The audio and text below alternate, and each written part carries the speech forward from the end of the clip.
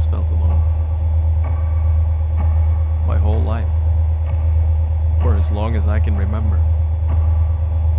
I don't know if I like it. Or if I'm just used to it. But I do know this. Being lonely does things to you. Feeling shit, bitter and angry all the time just eats away at you.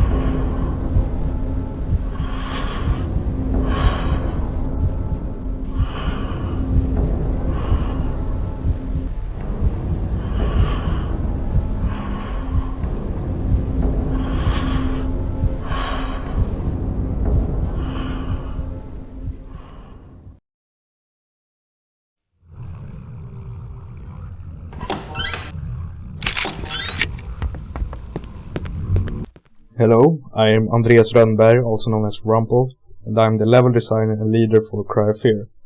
And in this map, we added a camera sequence, and you may wonder why we added that. And that's because from the beginning we decided to have Cry of Fear as a simple mod. I mean, when I started the project, I wanted Cry of Fear to only be just a sick mod that I wanted to be really scary.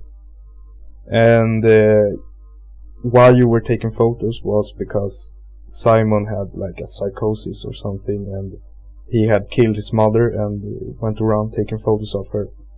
But we scrapped that later on, and we decided to just have this sequence to be a nice little thing, because having this sequence is scary because it makes you unable to know what will happen when you take photos.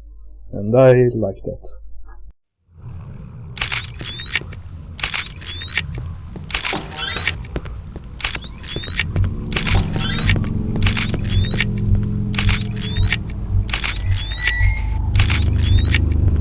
Hello, I'm James, or Minwy, and I'm the programmer for Cry of Fear.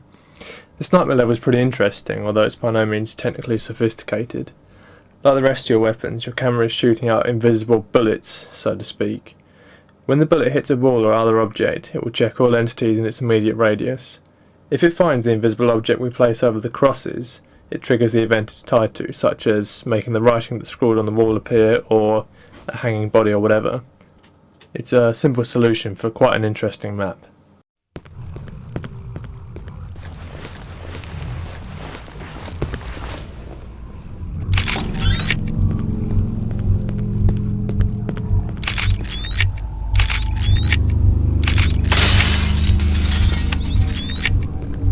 Beta testing this mod was more than I asked for during the final stages of development. First of all, because it was so amazing to actually play the mod and see how everything worked out and was still getting worked on. But also because the mod hates me. I had so much trouble getting it to work because of bugs and whatnot, and no matter how many times I tried, I couldn't get it to function properly. This, on most part, was user error by me. I failed to update properly and generally lack any experience towards coding. My point is that you players and fans, I hope, have no idea how lucky you are to play this final version of Cry of Fear. The work that Andreas, James, Georgie, Stig and Ainda has put down into this mod is nothing short of awesome.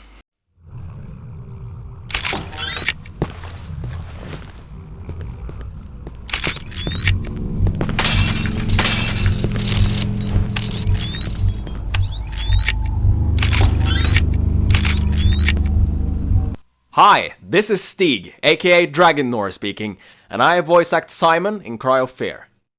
Being a voice actor for Cry of Fear has been quite a journey, and I mean that literally. Cry of Fear was one of my first projects as a voice actor, and when I started working on the mod, my experience was somewhat iffy. Since there's a lot more work involved in switching out the lines in a choreographed cutscene than just switching out the audio, you'll notice a very distinct difference between the first scenes, which were also the first lines I got to work on when I joined, and the later ones when it comes to acting technique, as they're literally years apart in acting experience. But at the same time, it sounds like Simon goes from being somewhat naive to becoming more hardened as the game progresses, which makes for good character development.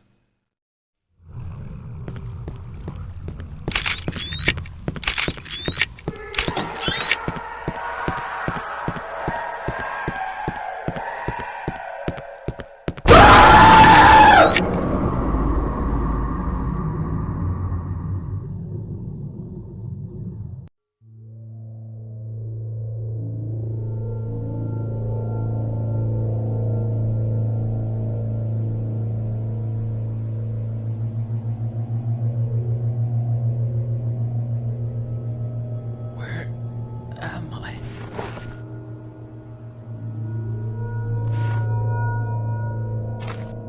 How did I get here?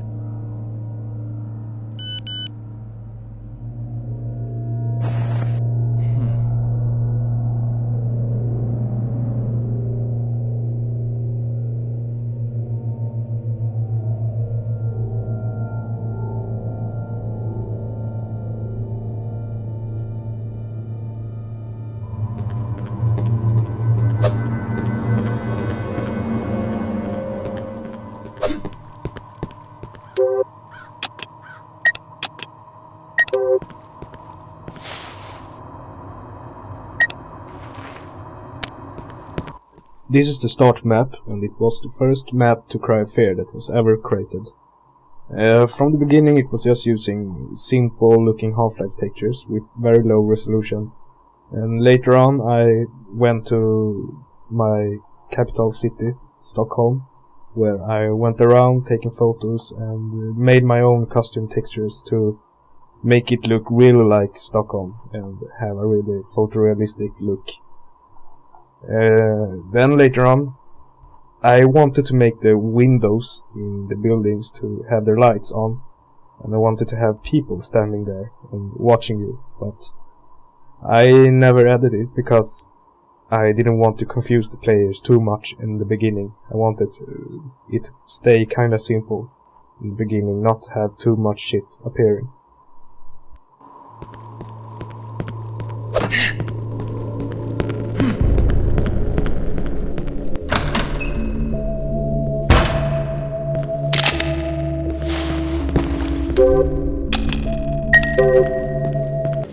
Very early on in development we decided we wanted to have extensive unlockables.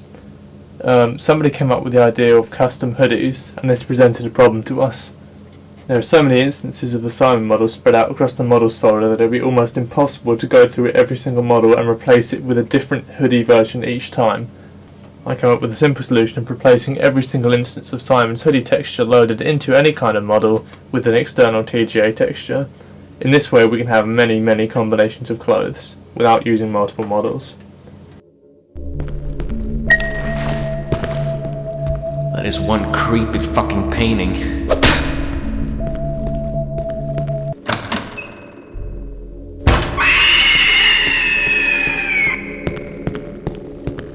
This padlock puzzle is one of my favourites in the mod because it's so intricate. It relies on many variables.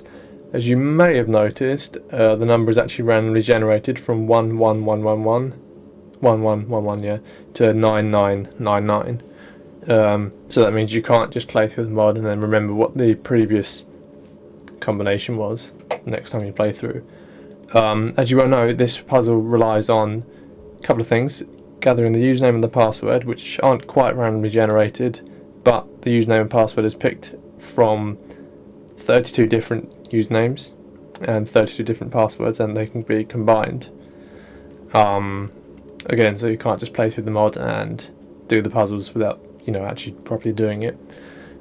We decided to do this because it's just the kind of, we want people to see what we've made. We don't like the idea of people just running through the mod remembering what the solutions are. We want people to actually see what we've done, especially Rumpel's work on the churchyard area where you get the username and password. It's very good mapping. We want people to experience it.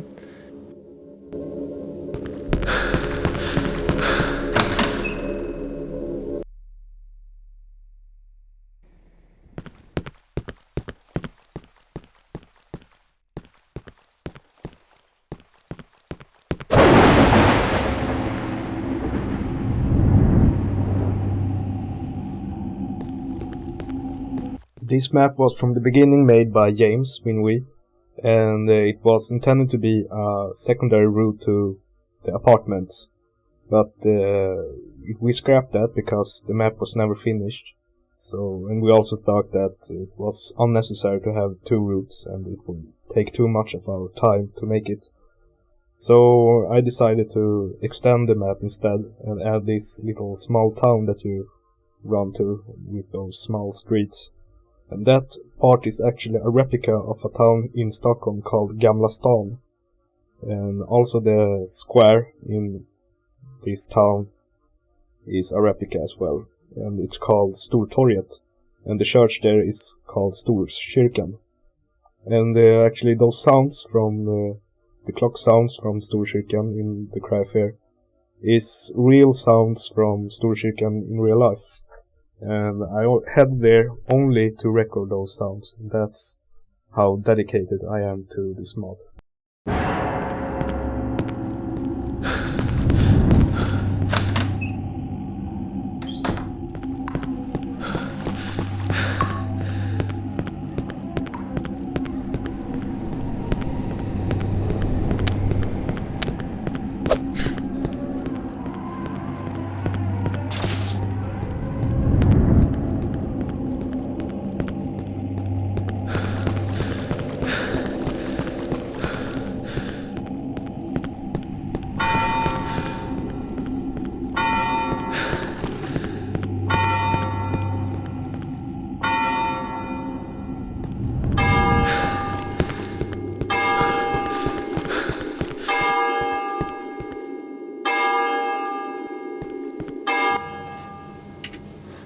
You'll notice that all of the notes you can read in the mod come up as fully bright models, and the reason for this is because there's a lot of kind of clutter in the mod. There's a lot of random papers scattered around, newspapers, bits of scrap and all that kind of thing. So to help players to easily identify what you can and can't read, we made the notes, just like the weapons, come up as full bright.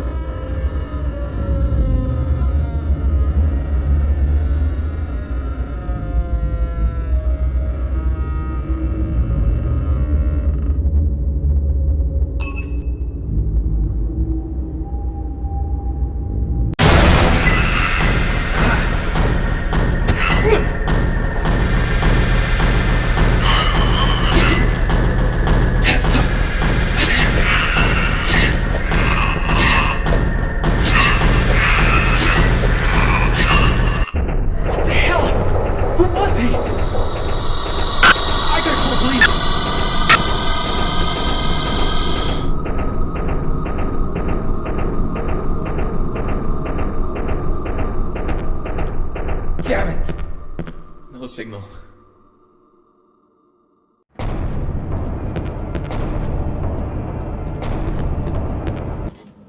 I'm actually very proud of the work I've done with the ladders in Cryophyr.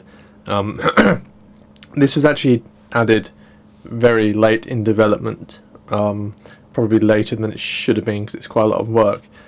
This was after we started working with model-based cutscene cameras. If anyone's familiar with Half-Life mapping, they'll know that normally you have to use normal Half-Life entities and special objects that the camera will move to and from. That's very annoying to work with, and you don't really get a good representation or idea of what the finished product will look like until you've compiled the map and tested, etc., etc. So I developed a system whereby you animate the camera in 3ds Max, and you see what's happening in the viewport there. You export the map to a DXF, import it into 3ds Max, and then you can fly the camera around as much as you like. Using this technology, I realised after looking at how shitty the ladder system is in Half-Life, where you just slide up and down, I decided I want to improve it by having a animated one. So I knocked up a quick animation, which actually ended up being used at the final thing with a few tweaks.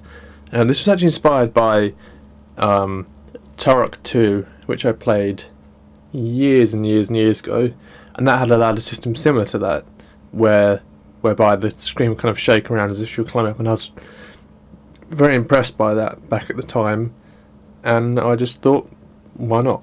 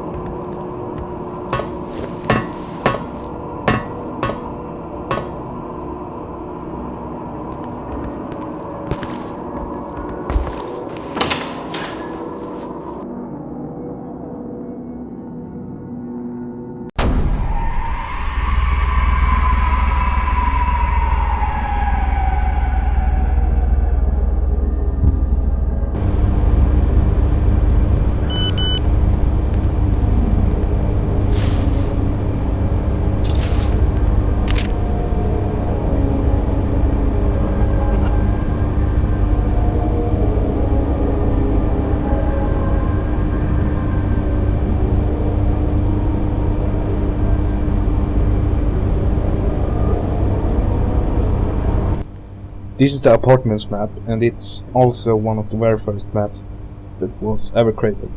And the funny thing with this map is that it's also a replica from a structure in real life. It's the building where my dad lives, and I think it's very cool to be there in real life and run around and play like if you were Simon. And I think it's pretty cool, and it looks exactly like the building where my dad lives.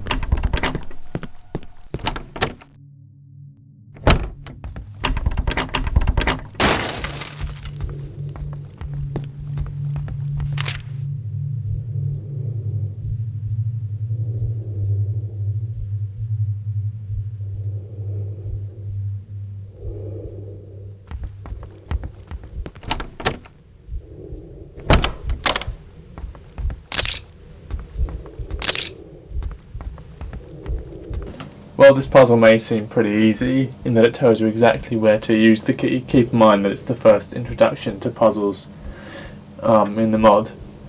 So originally we didn't intend the key to have a tag at all, so you had to kind of work out through trial and error as to where the key should be used. But this wasn't really fun, as there's so many doors in the mod and no real way to check which ones you have or haven't used apart from memory. Therefore this was pretty much the best solution.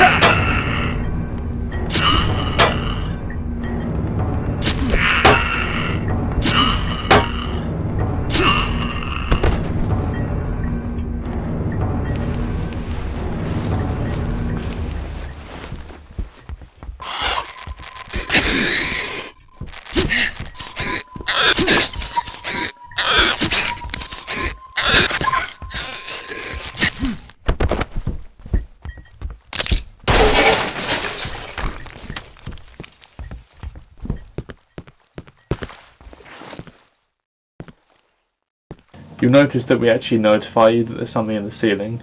The reason being for this is simply that when playtesters tested the mod, often they didn't actually notice the gun in the ceiling.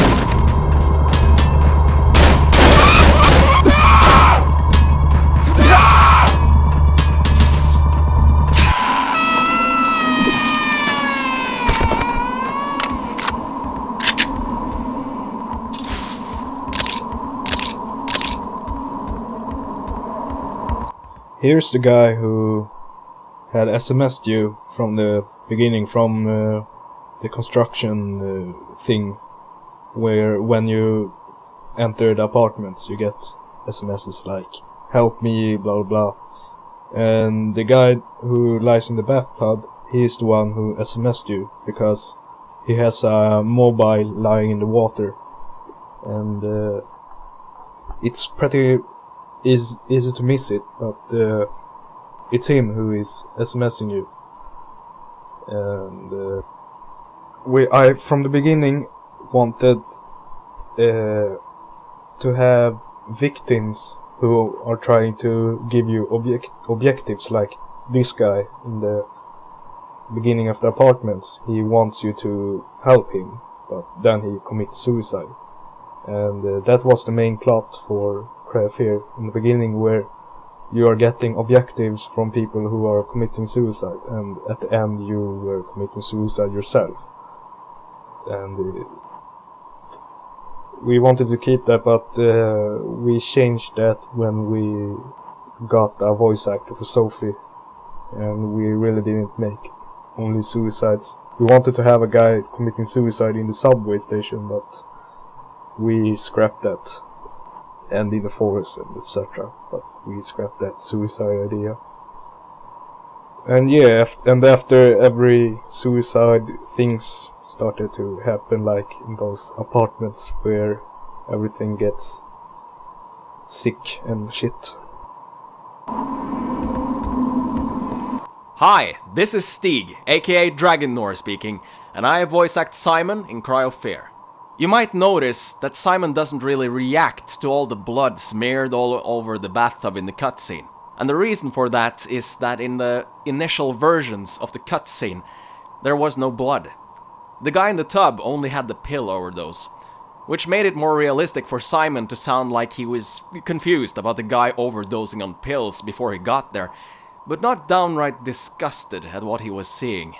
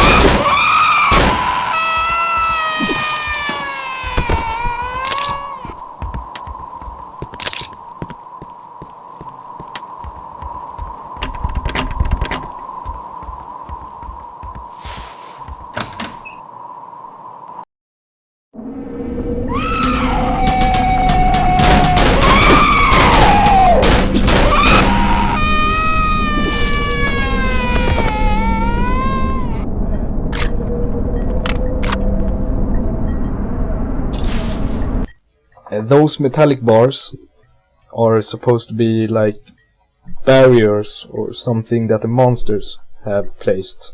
And we wanted the players to think it was monsters who has like blocked you in and wanted to kill you. Also that the boards, the wooden boards blocking the doors, are also that. And that's what's happening right after the bathtub scene, where you hear something hammering. And it was supposed to make the player think that monsters has trapped you. At that time, players don't know that everything was written in a book. We wanted the player to think that everything was kind of like a virus outbreak where people got insane or something. And then we wanted the player to think that maybe a gas, like the doctor is wearing a gas mask, and that we wanted to make the players think that maybe a gas was making people hallucinate and stuff, and making people crazy. But yeah, so that's the idea behind those bars and wooden boards blocking your way.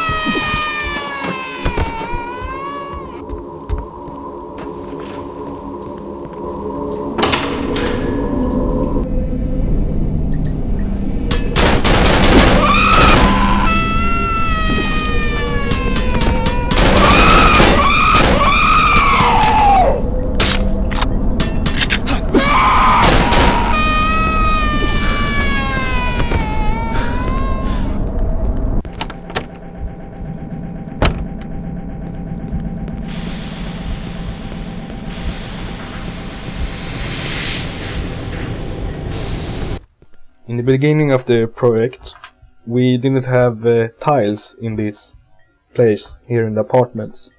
We only had water being there, or maybe not even a water, because we wanted it to be realistic and really make the players feel like the monsters was trapping you. Before, the monsters looked more normal and less fucked up, but after we had played Afraid of Monsters again, we really liked the sick things that was happening in Afraid of Monsters, and that's why we added the tiles and like the room in the apartments where everything has like got a gravity at 90 degrees at the walls. We added that after on, just because to make it a bit more sick. So yeah, that's why it has tiles everywhere. The tiles has just appeared for some reason, but it's nice and makes you scared, I think.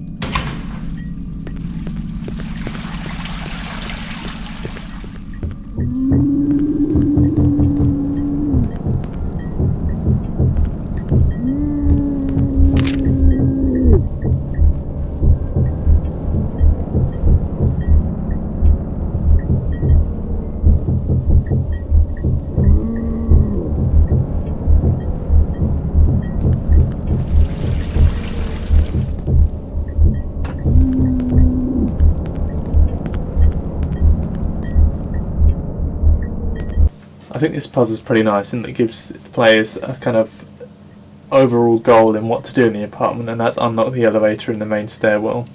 And whilst it isn't entirely obvious at first, there are a few subtle hints that we give to you to kind of guide you in this direction.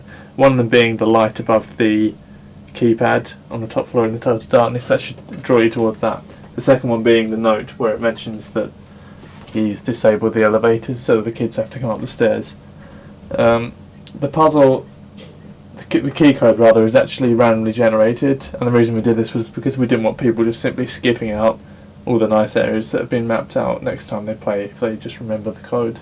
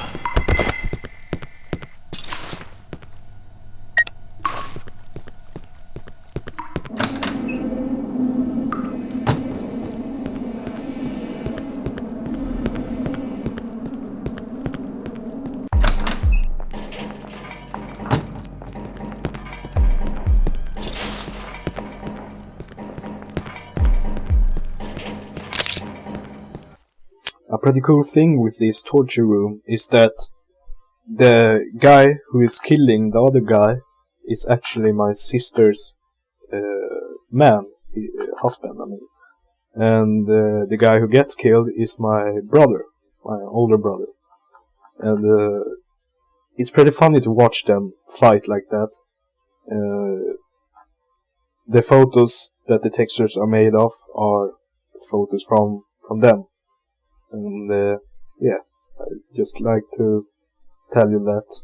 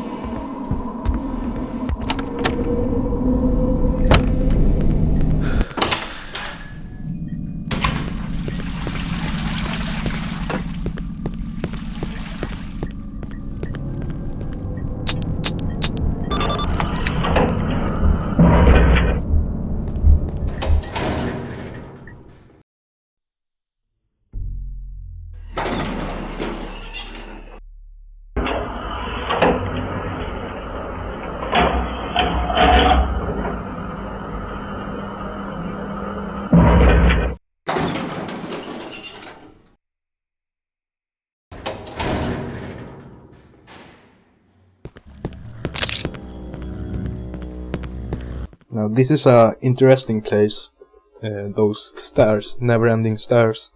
We added that for a reason to make the player really think it's not happening for real, that it's all really just a hallucination, or just a psychotic moment, psychosis I mean. So yeah, those stairs are supposed to be there just to make it seem unrealistic, and that's a bit good, because then we have a reason to add a strange boss coming over there.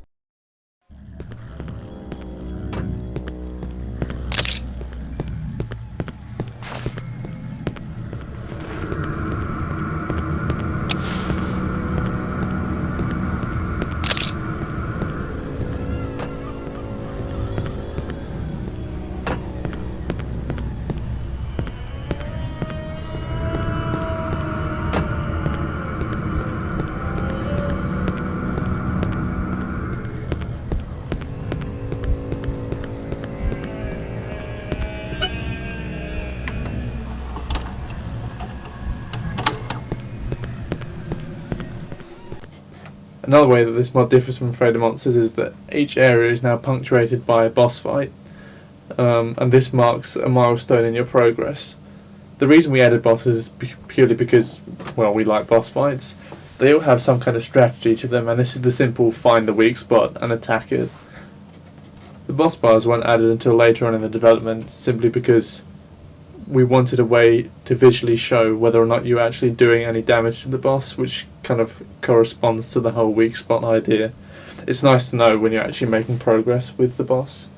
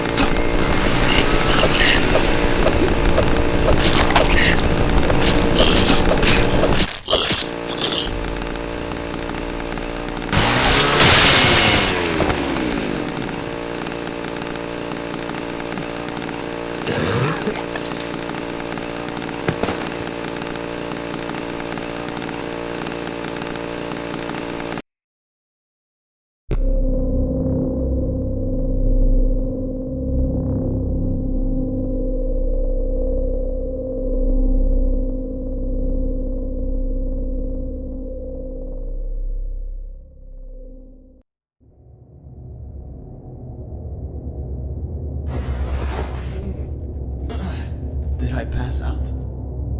Huh? Who's that? Relax. I am not one of them. Who are you then? I'm nobody. What? You shouldn't be here. It's very dangerous.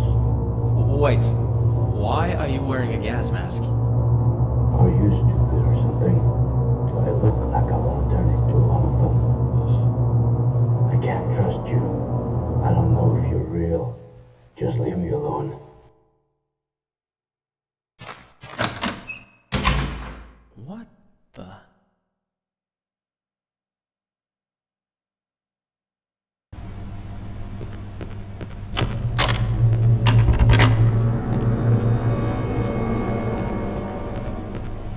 And this is the third or fourth time I've remade this cutscene.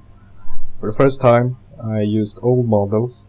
The old models you can find in the very old screenshots with the Simon that I made and the doctor that I made too. But those models didn't move their mouth.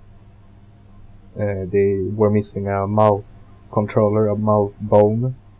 So the new models with those bones, they couldn't use the current animation, so I had to reanimate it. But still, the new animations, I wasn't happy with them either. So I had to animate them again, and then again, to make me satisfied or happy with the result. And yeah, about this cutscene with the doctor wearing the gas mask. We wanted the players to think that there was a gas that was making you hallucinate and go crazy and fucked up. So we wanted the players to think that and really confuse them. That's why we made the doctor all strange and wearing a gas mask.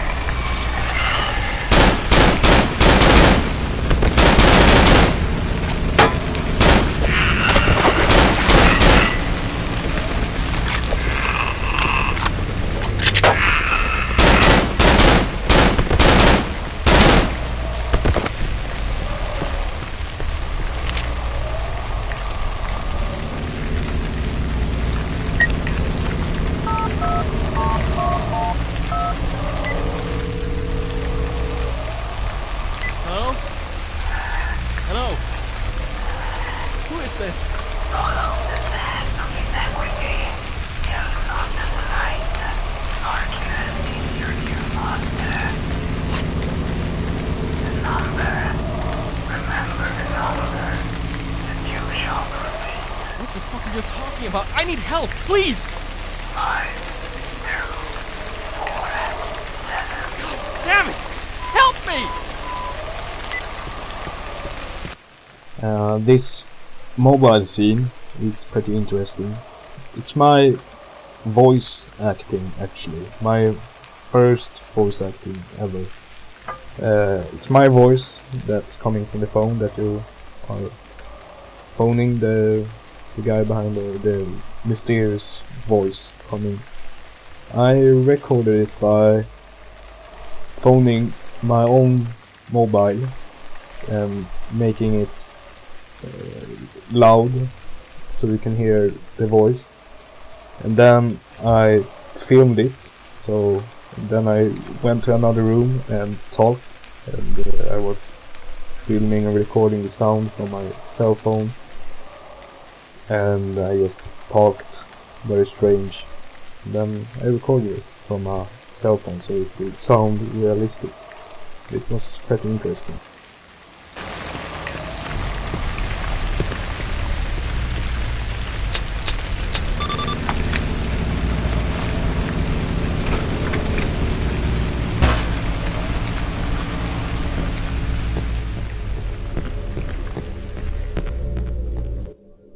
Now, this place might be my favorite part of the mod, or my favorite scary part.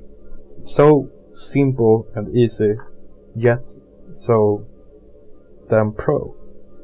The idea behind this is that we wanted the players to think that they are chased by a guy with a chainsaw, and but there's really no one there. It's just some sounds playing. And but the players really think that it could be a guy with a chainsaw because they have just met a guy with a chainsaw, the boss. So it's a very good thing to trick the players to think that they are chased by someone, but they aren't. So this is really what psychological horror is about. It's just fucking with your head.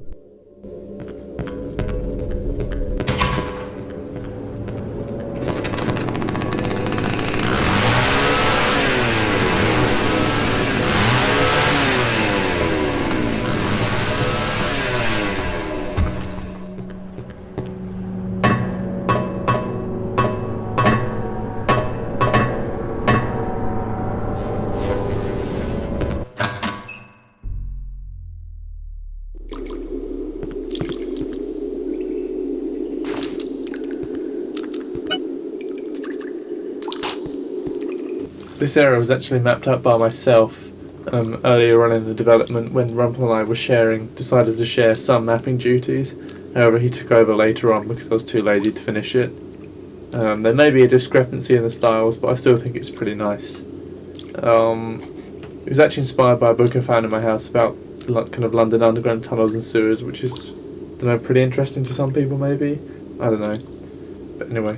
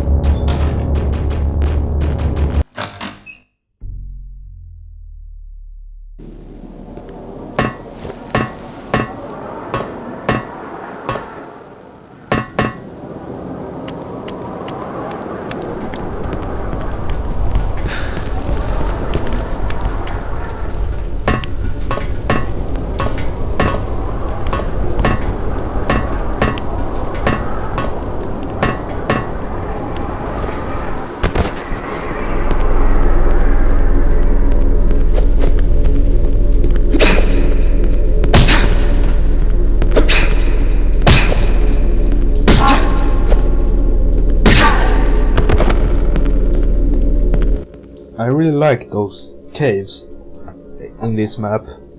They were actually inspired by a dream I had. I dreamt about I was walking around in some caves with some friends, and I thought it was really scary. And so that's why I added those caves in this mod. They doesn't really look like the ones I had in my dream, but as I said, they were just inspirations in my dreams. And the result is nice. It's a cool construction thingish thing.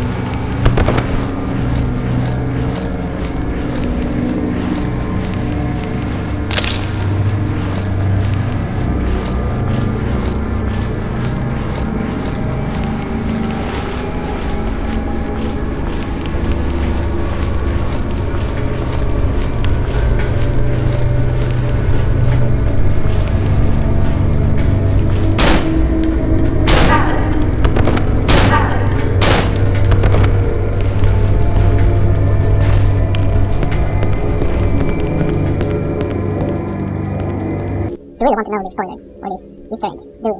You really can't just find it by your own. Or maybe you have already found it. Or maybe you're just too fucking gay to actually find it by yourself. Just so fucking gay. Just so fucking disgusting, and just so... I don't know. But, I'm going to reveal it to you now. If you use the lighter on the cigarettes, you'll trigger a cutscene. And that cutscene actually has a meaning. It means that, oh wait, you take a smoke next to the dead guy who has committed suicide, and the camera is showing them both when Simon is smoking. And the idea behind that scene is that smoking kills.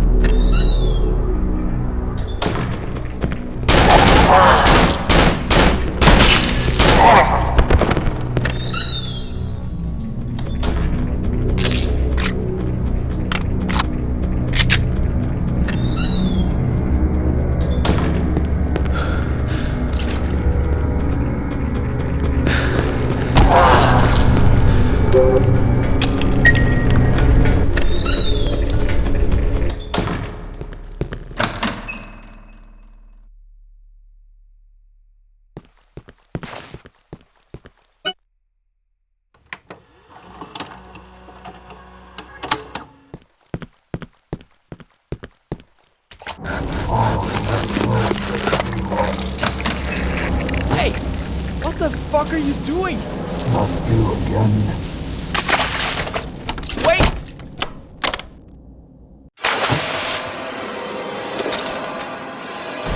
Oh shit! Is that the key I was talking about?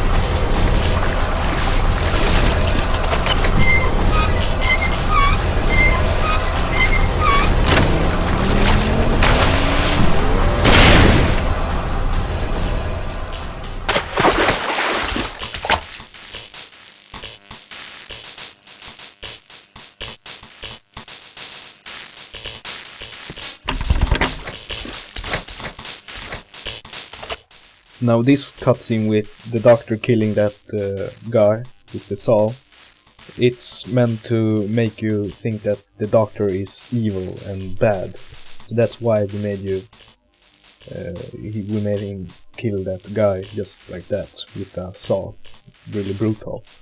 And that's, yeah, because we wanted you to think that the doctor was all mad and evil. So, and about this key swallowing fag, the fat fucker, I'm really not happy with that idea, with him swallowing the key. It's kinda funny in a way. It was not my idea from the beginning, it was from a classmate from college. And I just said, yeah, why not? I'm going to add it. And then I added it, and I can't just cut it out. It's kinda original anyway, but making swallowing the key like that, it's not really scary.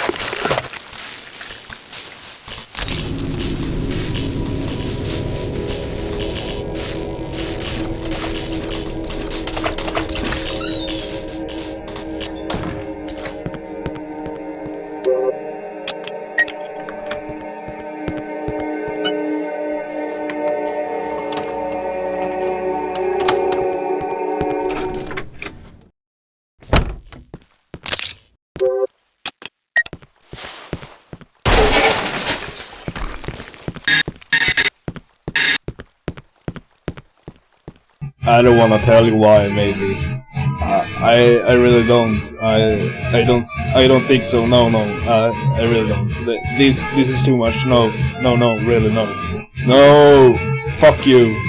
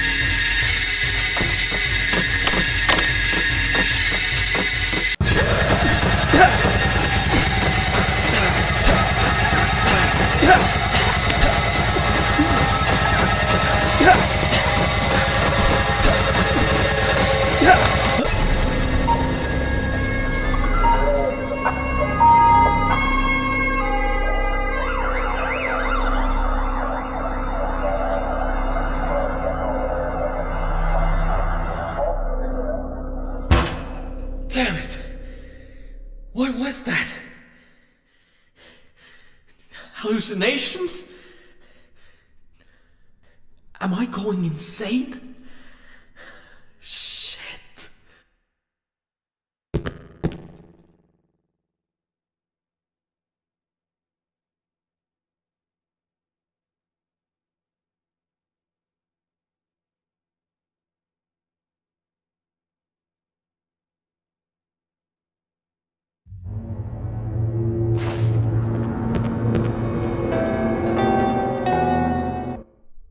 Kaffel. Schnessem vil bossasi sitta ner för stan ja. Säkringen är uppsi. Jag vet inte vad som är det som. Ser ut att kista där du nog. Måste vi ju amnas. Så still. Vad snackar du nu? Yes. Ningo gammal. Känns det? Stöts honom. Stämmer.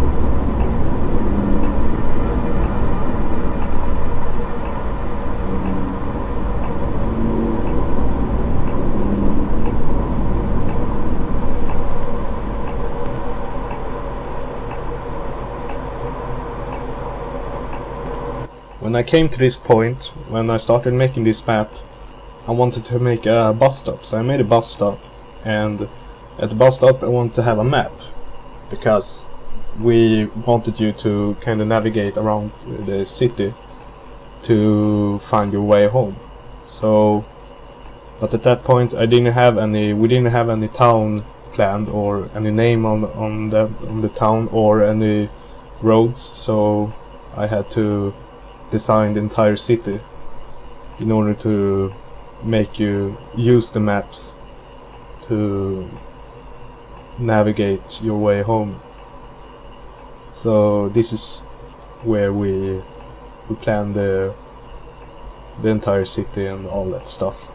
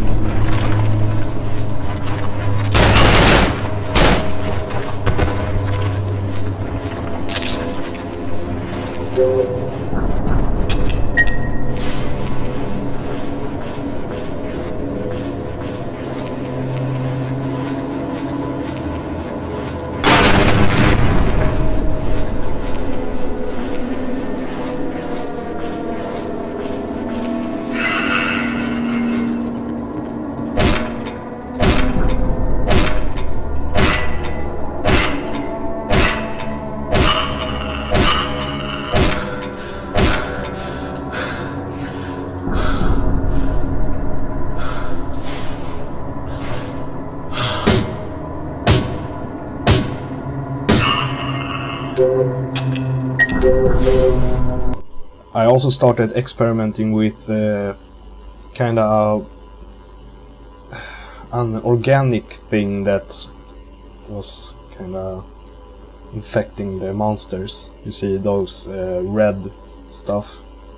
I wanted the player to kind of think it still was some kind of virus that the doctor was talking about that made you kind of crazy, and so I tried to show that by having those organic stuff.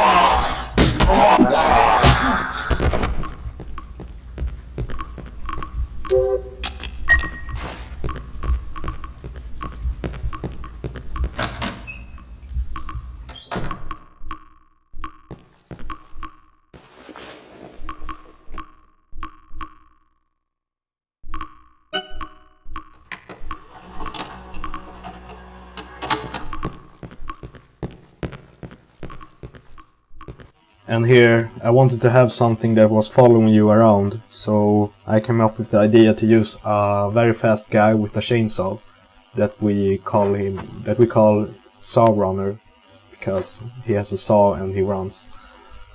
An interesting thing is that there's an M16 in the room that he appears from, because it's very hard to get it. So try and get it.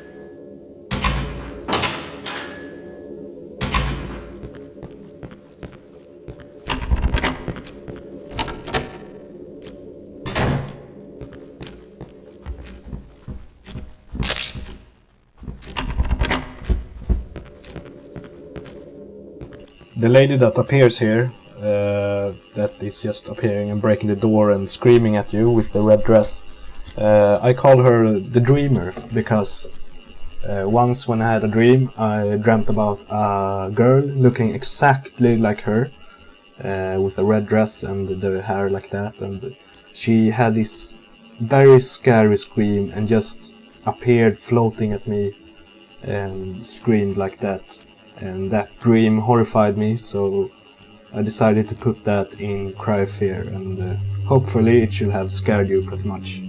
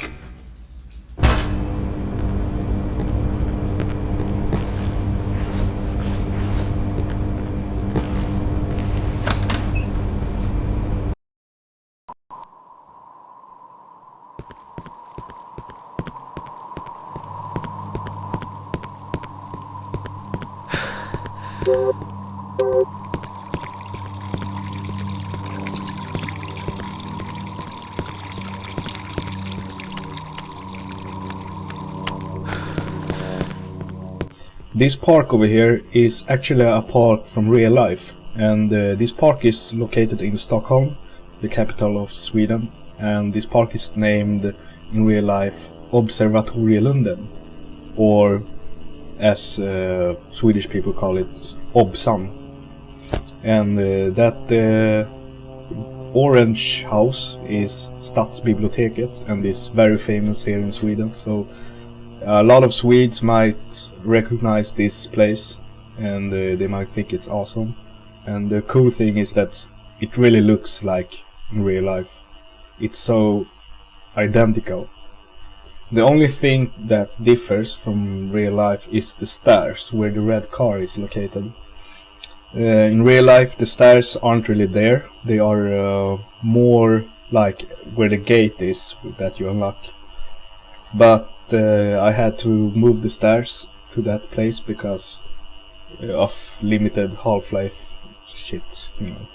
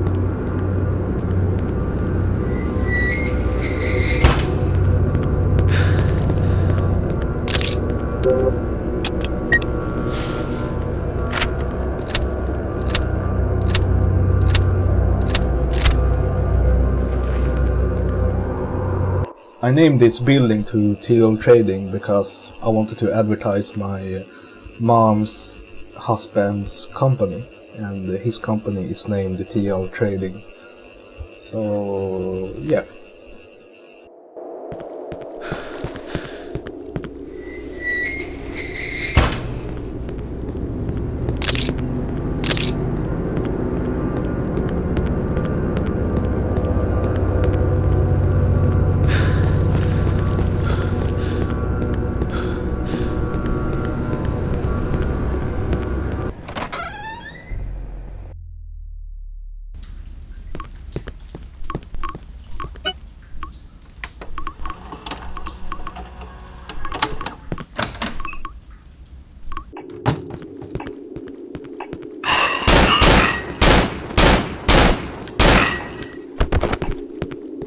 If you haven't tried it yet, you can actually press those traffic lights buttons, but it's a bit tricky, but you can press every button, every traffic light button, and it's pretty interesting for us Swedish people because those lights works and sounds and looks exactly like real life. So try it.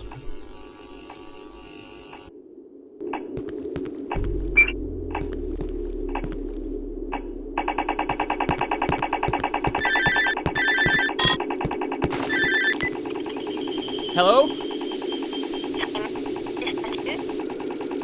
Hello? I can't hear you. Who is this? Where are you? How did you get my number? Can you help me? What the fuck is going on in this town? I need to speak to you, Simon. I'm up on the roof. Up in the park. You're... what? You're up on the roof? I can't hear what you're saying. Hello? Hello, are you still there? Ah, shit.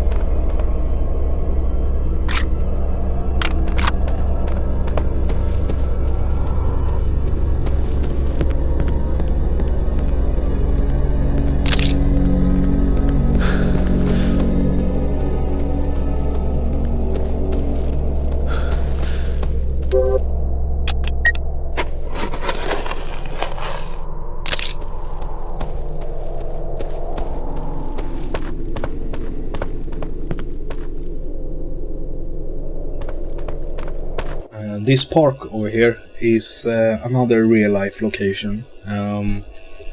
It's called Humlegården, and it's also located in Stockholm.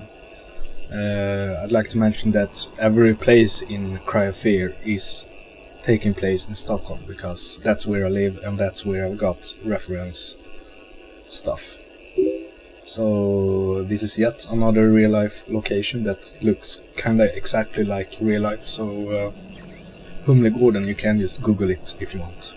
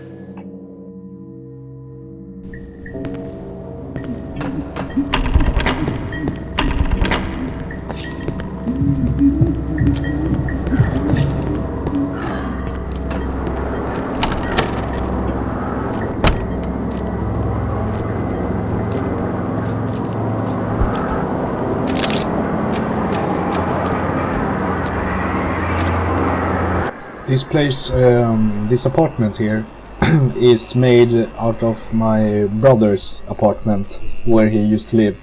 He no longer lived there, but I made that apartment of that place in a way. So it looks exactly the same like the other levels that I've been making. So yeah, it's pretty cool.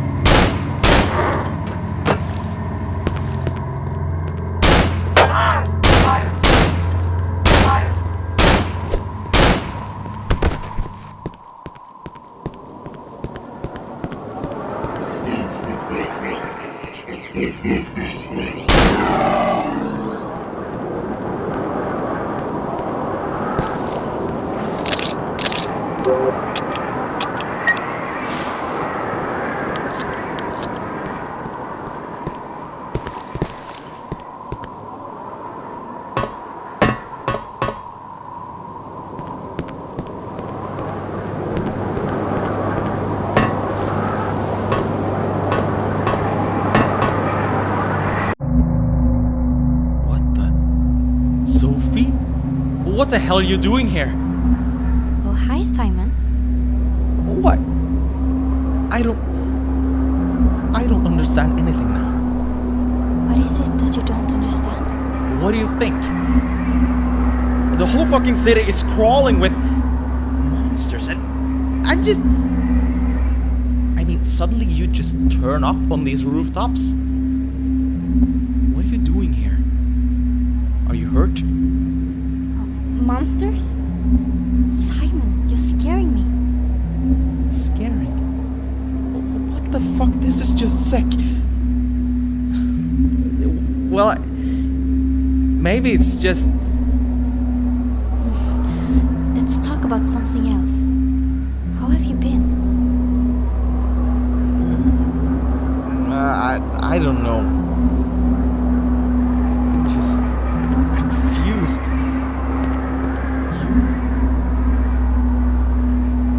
Not too bad, thank you. Better now that you're here. Yeah. I'm glad you're here too, Sophie. I've been alone all this time. I see. Sounds tough. But what about yourself? Why are you here? Are you hiding up here from those things? No. I really don't understand what you're talking about. I'm just thinking. Thinking? Yeah, I've been doing a lot of that too. Do you remember how you got here? I don't know. Because I woke up myself, but it wasn't an alley, and... Wait, I can probably show you. No. Hush, Simon. Can't we just sit here for a while? Yeah. Sure.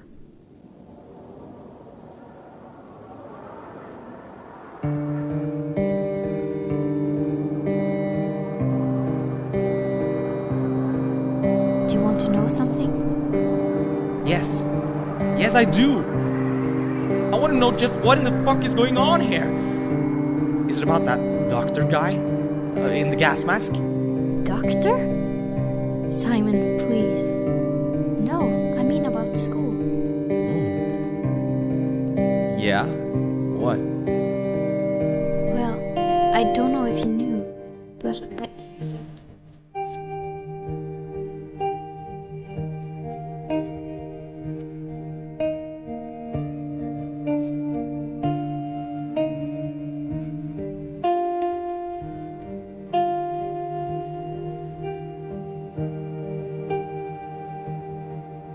You did have it.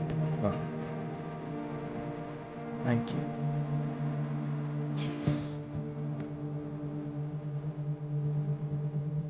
I guess I helped you because I liked you.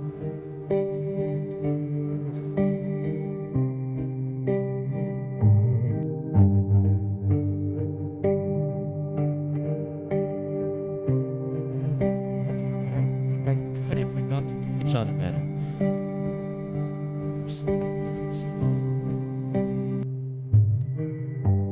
I never had the courage. I mean, exactly. Tough as kids.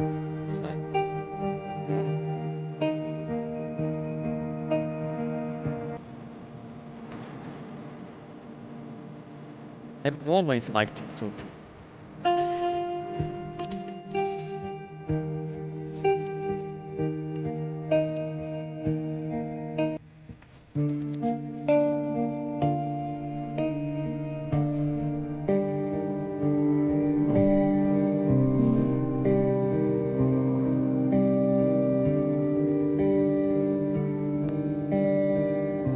But... oh, shit. Damn, so much stuff has happened lately. All this craziness, the darkness and the monsters.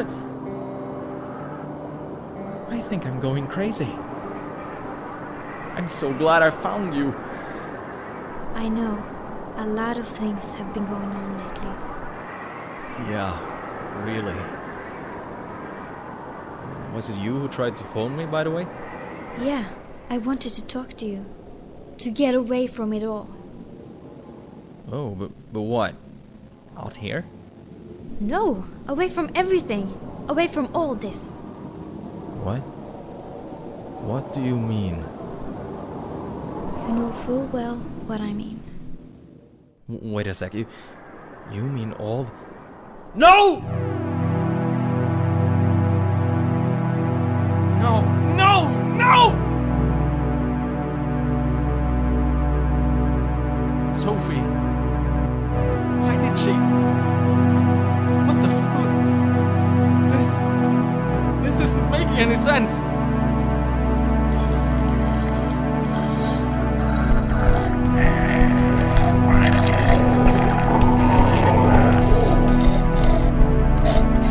Was it you who made her do it? Why? Why? You sick fuck!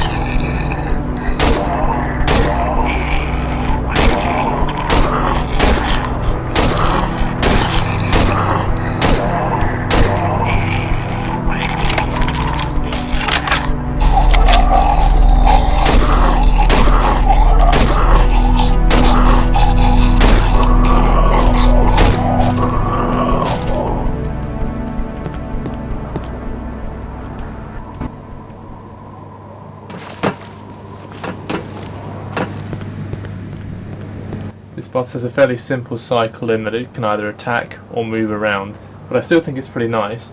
You have to move around quite a lot and take cover, and it can actually be quite a dangerous boss if you don't know what you're doing.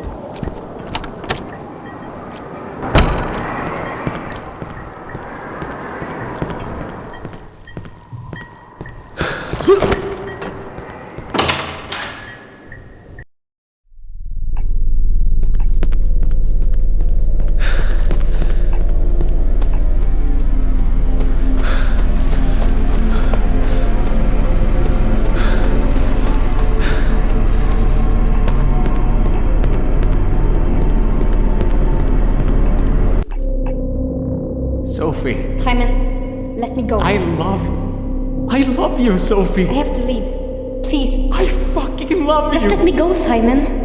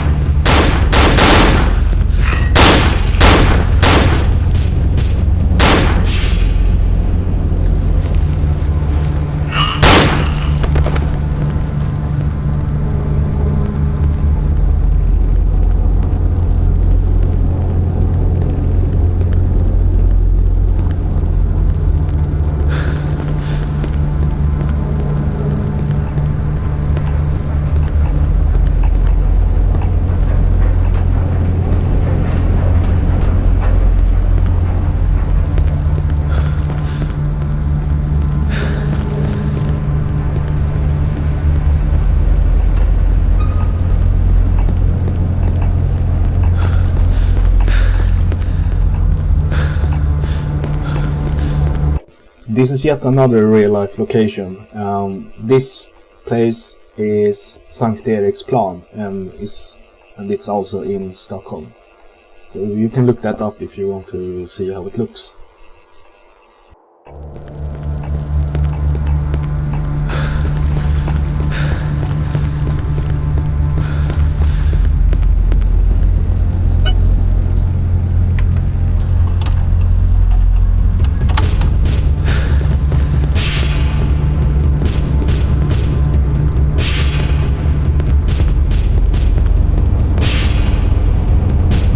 We wanted from the beginning that you will either take the subway or the waterway that you will soon go to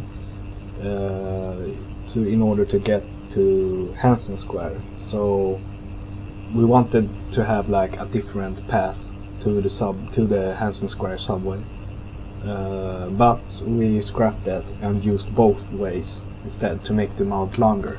Otherwise it would be a little bit shorter, but a bit funner to play again, but we thought that it was a bit unnecessary. We just wanted to make the mod just long, so we merged them together, the both ways. So yeah, it turned out pretty good.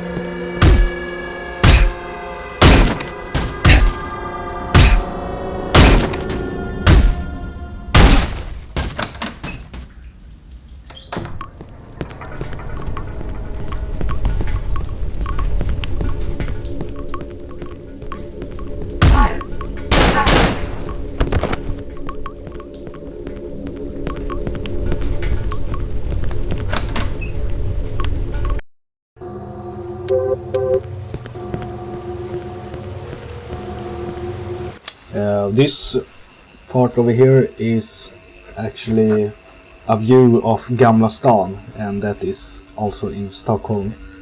So what I did, I was walking around in Stockholm at the night, and I was walking along with the water, and I saw this beautiful view, and I thought like, shit, I should do that in Cryofair. So I took some photos of all the street lights and the view. So then when I came home, I made them into textures and started making the map, and it turned out very good.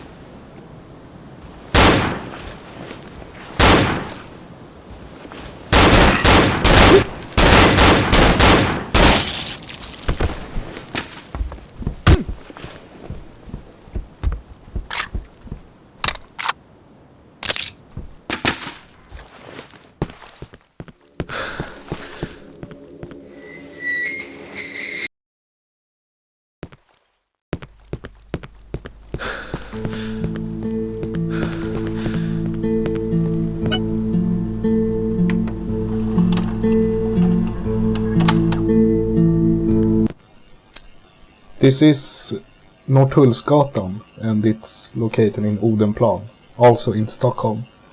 The interesting thing with this street is that it's right outside the college that I graduated in. So it's pretty interesting to walk here. The only thing that differs from the real life area is the bus stop. I added a bus stop because I wanted to make the player know where he was. So you know that you're in a college.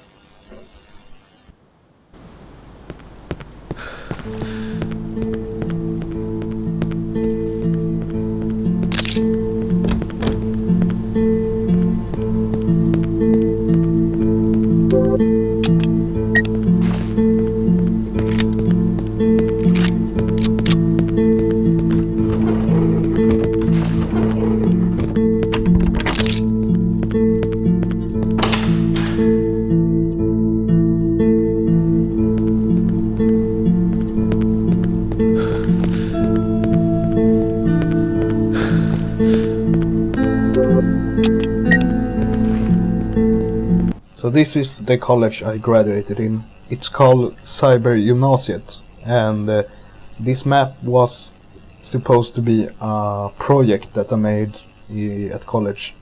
It was a project where the pupil could choose whatever he or she wanted to make and just make it. So I decided to make my school into 3D. So I saw that as an opportunity to also work with Cryosphere at school time. So it was pretty nice. And I got the best score.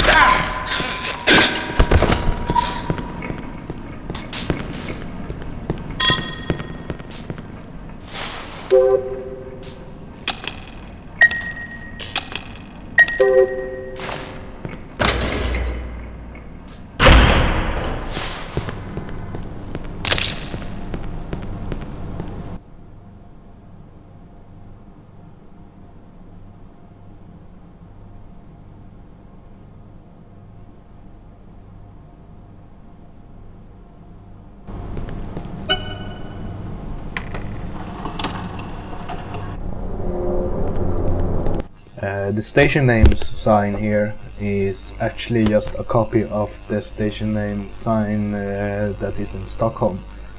Although I changed the colors, and I also, of course, changed the names of every station. I got a lot of help from James, who made the names sound more English than my totally translated names was. It was very funny to read them because they were so badly translated, because I basically just translated it from the Swedish names to English. So James helped me out with that, but still it was a pain in the ass to come up with new names to every damn station. And also there was like double the stations before, but I had to cut them off. I removed half of the stations because it just looked messy on the map, and also, yeah, I just wanted to have it more simple. It looks better like that. So yeah, it's a lot of names, but it looks damn nice.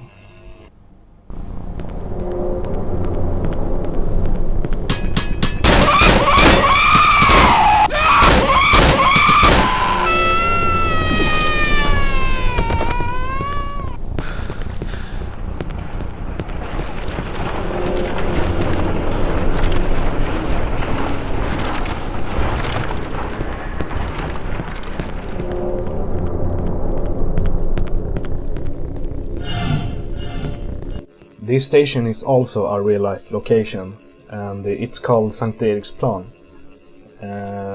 So what I did was I was taking photos on Christmas Eve of this station. So I was modding on Christmas, so I didn't spend any Christmas time, but I spent some Cryophere time.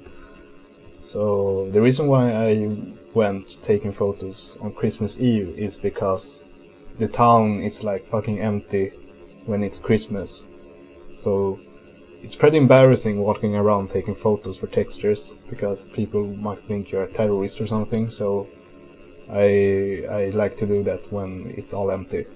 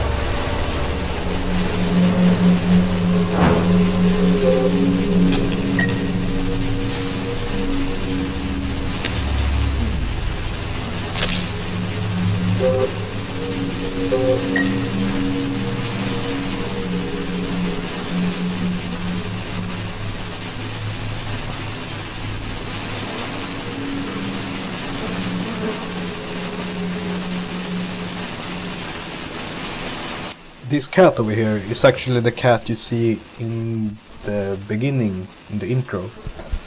You know, the cat that's walking by. So James came up with the idea to use that cat and make it dead. So it appears dead somewhere in the mud. And that's because James hates cats. And I agree with him. Cats are fucking gay, so I let James make the cat dead, and I added it in the map.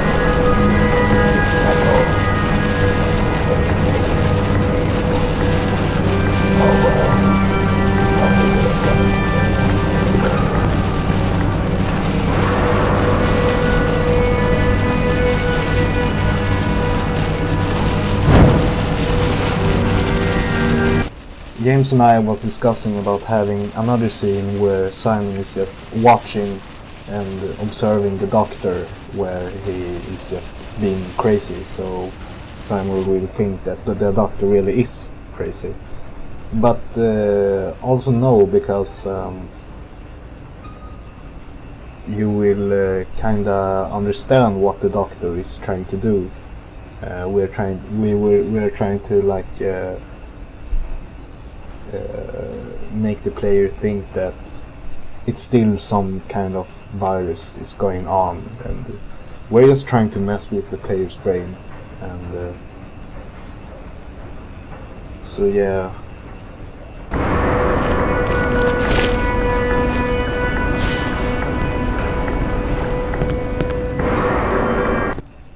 This train station is also another real-life location, and it's called T-Centralen or Centralen, and it's the main central station, main central subway station in Sweden. So this is where all the train connects, and it's the largest and biggest train station in Stockholm and Sweden.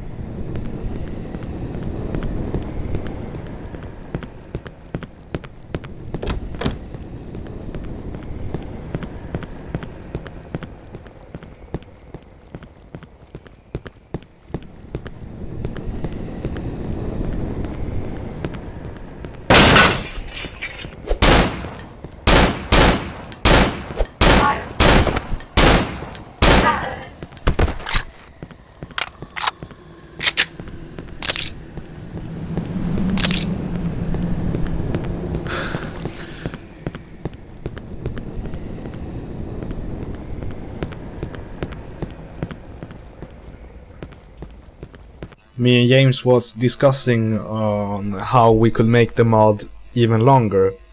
So after I was playing Afraid of Monsters, just for inspiration, I realized that I used a lot of backtracking in Afraid of Monsters. So I suggested, or I don't know if James did it, but we suggested that you should head back to the apartments. And it's a brilliant idea. So when you headed back to the apartment would get even more fucked up. And because last time you was there, it started to get fucked up, but now it's even more fucked up. And at the beginning we wanted the apartment to be burned up and was on fire or something, but we scrapped that because it will be too much work to do. And you know, I just want to release the mod. So yeah.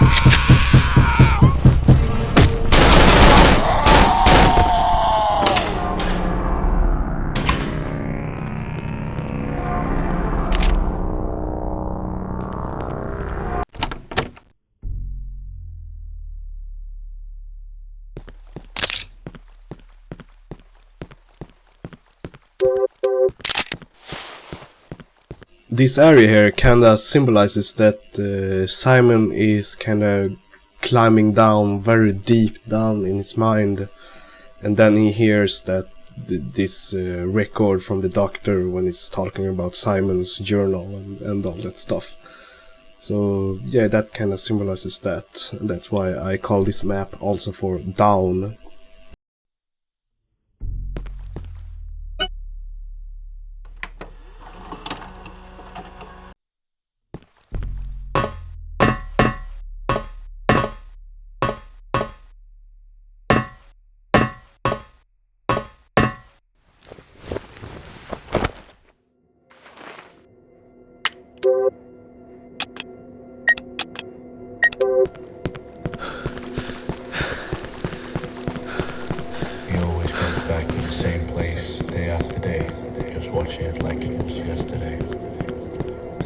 sight that it causes him tremendous anxiety, he insists on returning. He insists it's for therapeutic reasons, but I remain skeptical. He doesn't respond well to questions about his personal life, and became extremely angry when I mentioned and described what he insists on describing as the Black Day. His school and home life were no-go topics when discussing these feelings and anxieties.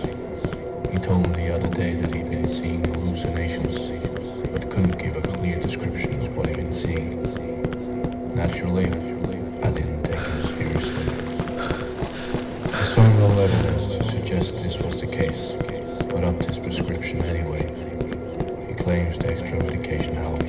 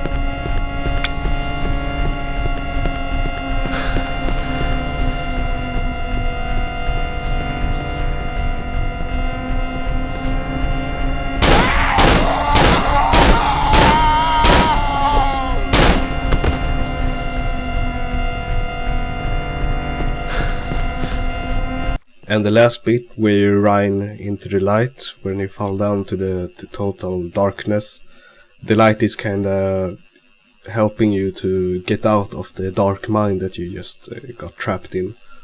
So you're like escaping your own mind, and that's when you get back to the reality, like here, you find the fuse.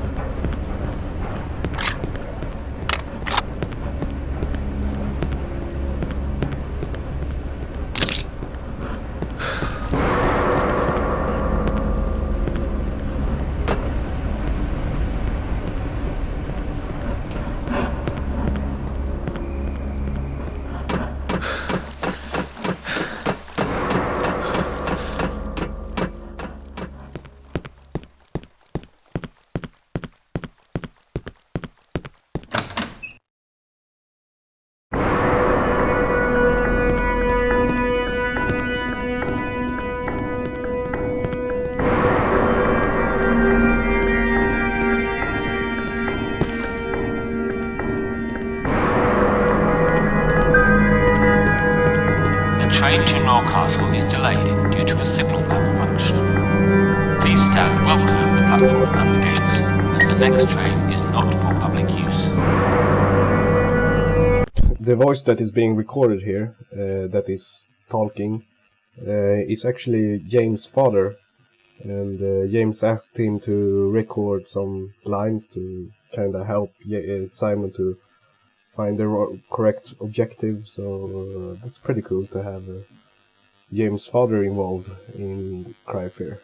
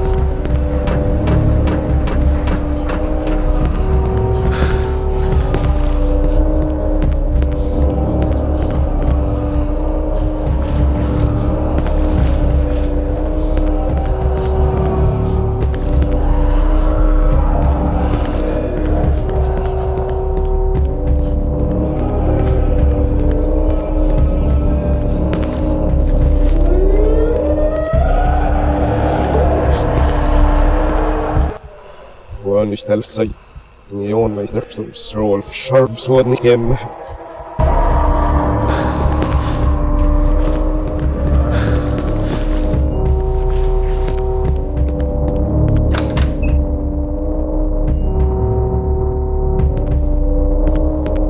Those corridors here are very interesting for me because I had this dream where I was sitting in a mental hospital and I was watching out for the windows. I was looking out the windows and I saw this city in the dark. And when I woke up, I really wanted to make this dream in Cry of Fear. So I did it, and this is how it turned out. It's this corridor here, and you can look out the window and you see the city. It looks exactly like the dream I had. And this is also pretty interesting for Cry of Fear because it shows that Simon was sitting in a mental hospital as well. So, yeah.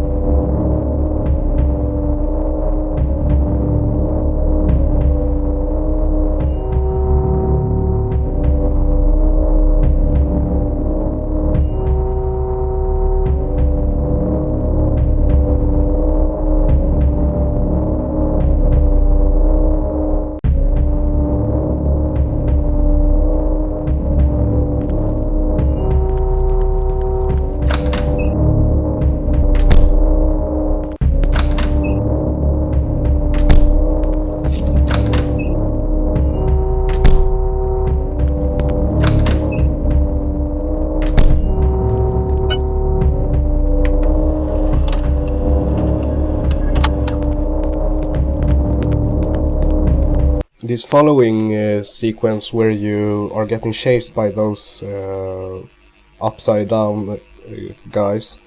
This idea was originally to Afraid of Monsters 2, where I wanted to have a boss called the Hanger to follow you like this, but we made it to Cry of Fear instead because I don't think I would ever make Afraid of Monsters 2 anyway, so I think this is really nice. This is something that I still class as a boss area, but it's slightly different. There's no boss pass that should indicate to players that you cannot fight these things, and instead you should run away. All you have to really do is make your way through the maze to the exit to beat it. Originally there were no indicators as to where you should be going, and it was pretty much a case of trial and error. This was too hard, so Andrew set out the maps on the walls that you can use to see where you are and where you should be going.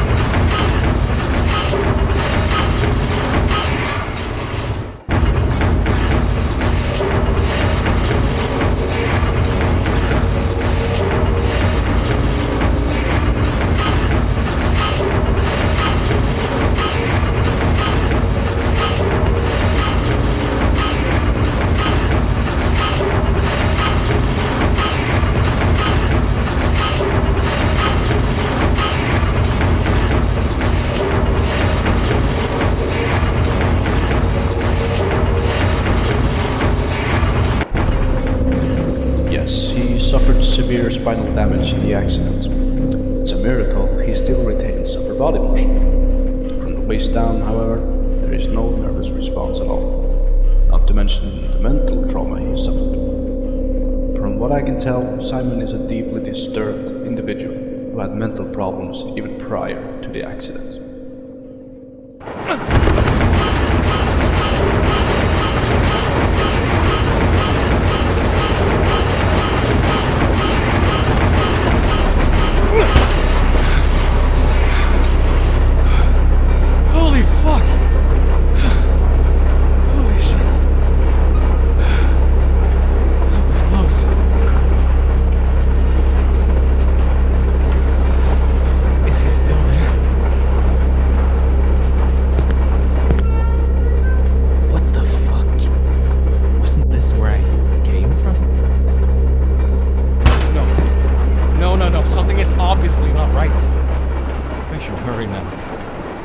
Something else happens.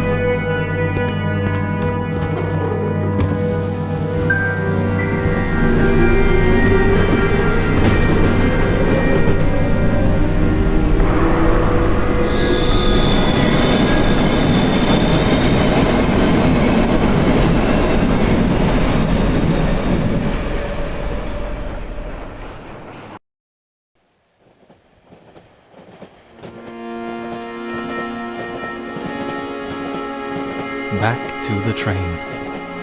Sitting here like a fool. Feels like it was just a few seconds ago I was traveling here. No, think straight. I got hit by a car, woke up, and these things have been trying to kill me since. I mean, what is actually happening with me? Mom keeps telling me to get home, but why? How would that solve any of the crazy shit I've seen? I can't even contact the police here. Everything is just fucked. Could it be that I'm just hallucinating? No, seriously. Am I? Or is there something else?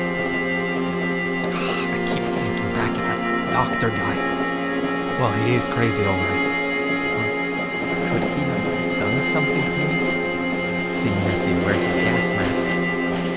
Or is all this just not real? I'm confused. I'm just very confused. So many questions, but no answers. I'll see what happens when I come home.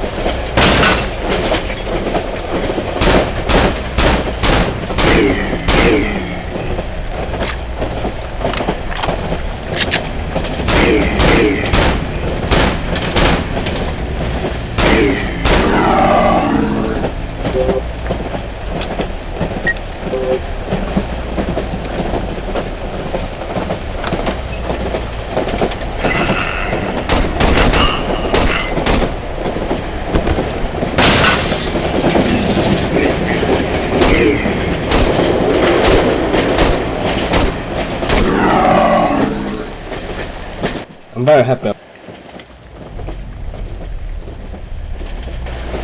I'm very happy about this. I'm very happy.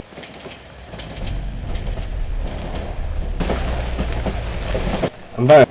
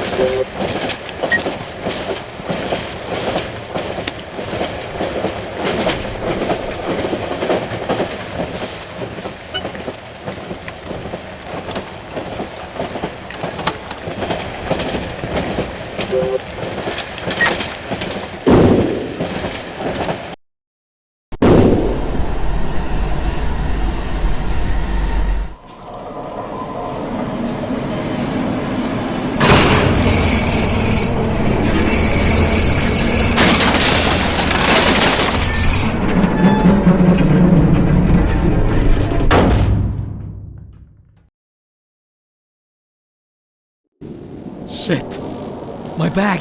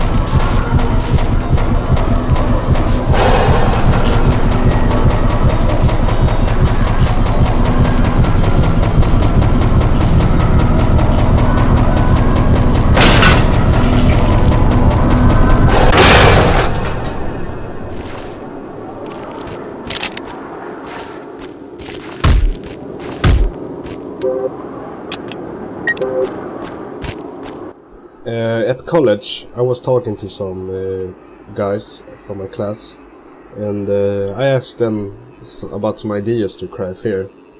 About like, I was talking to them about that I was making a train sequence. Then I asked them like, how do you think it should end? And one of the guys said, well, let Simon climb up from the broken train, the crashed train. And I was like, yeah, that's a nice idea. So then I came home and I started working on that, and now it's in the mod. So thank you from the guys from college.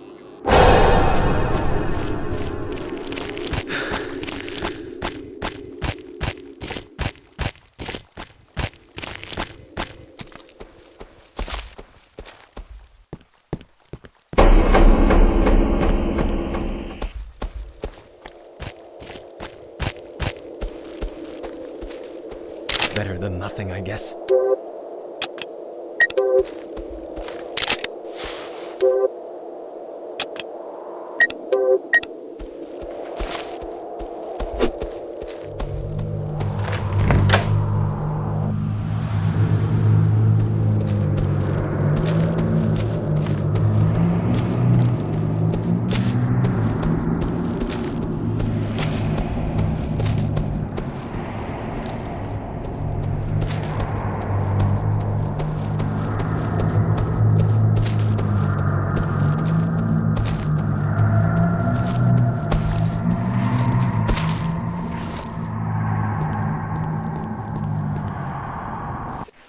I'm really proud of this forest. I'm really happy about it because I really managed to make it so you feel like you're in the middle of a forest.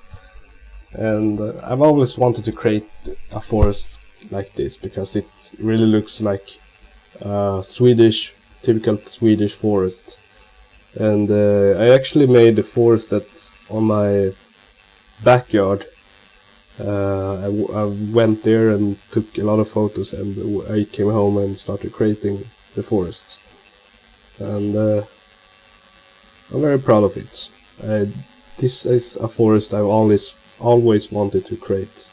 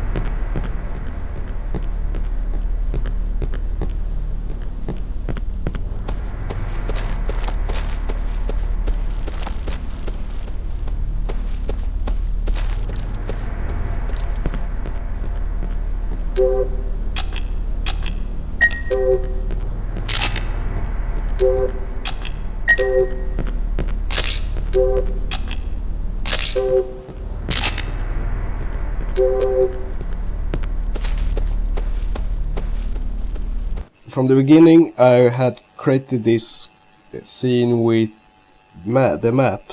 I was dropping the TV with a funk train on a funk breakable box, and it looked very shit because when the box broke, it just spawned a lot of gibs, and the rope kind of just disappeared. It all looked shit. And the only thing to really make it look good was to animate it from 3D Max. And James suggested me to do that. Although I modeled the box, or I don't know if James did it, but James did the most work. I modeled the box, he kinda animated it to look like real ragdoll, and then Jordi helped us to animate the rope. So it was really a full teamwork thing here, which I really liked this part. Creating it was very fun.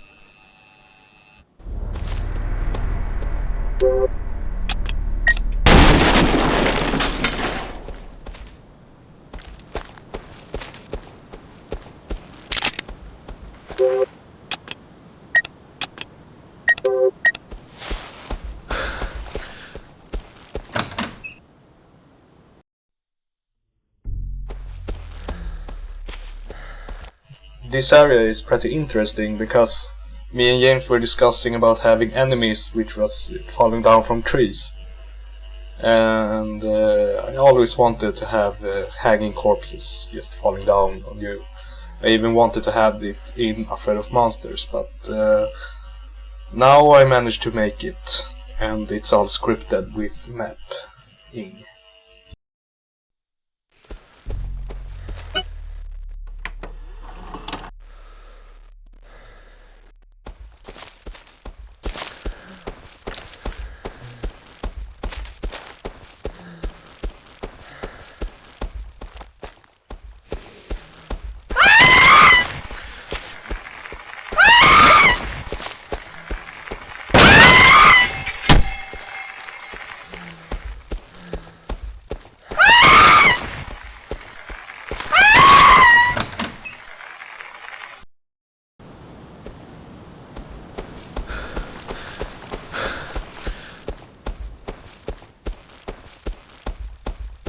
The area over here was supposed to be like a realistic underground basement area, but as I was mapping, I didn't get bothered making it realistic, so I just made it unrealistic with this nightmare section.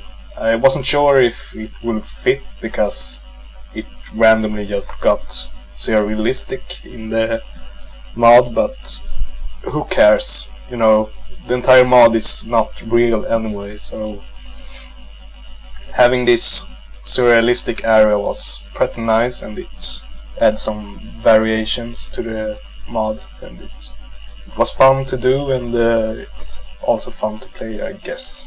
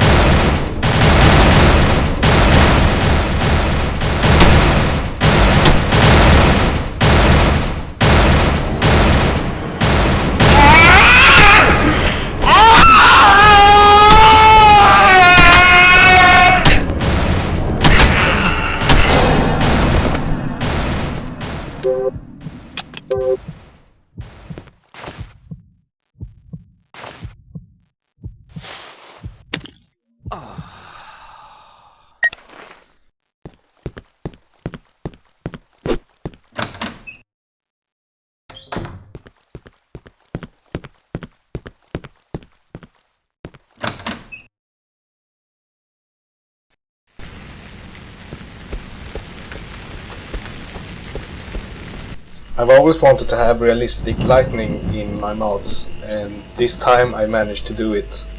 And how I made it was I recorded some real lightning outside when it was lightning, and then of the video I recorded I stopped frame by frame and recreated it in a model. So each frame of a model, each frame of the video was a specific model, and the lightning you see in the mod is the sky changing model every frame, like in the video I recorded. So I got it looking exactly like the real lightning from the video I recorded, and it was pretty tricky and also fun to do, and the result is fantastic.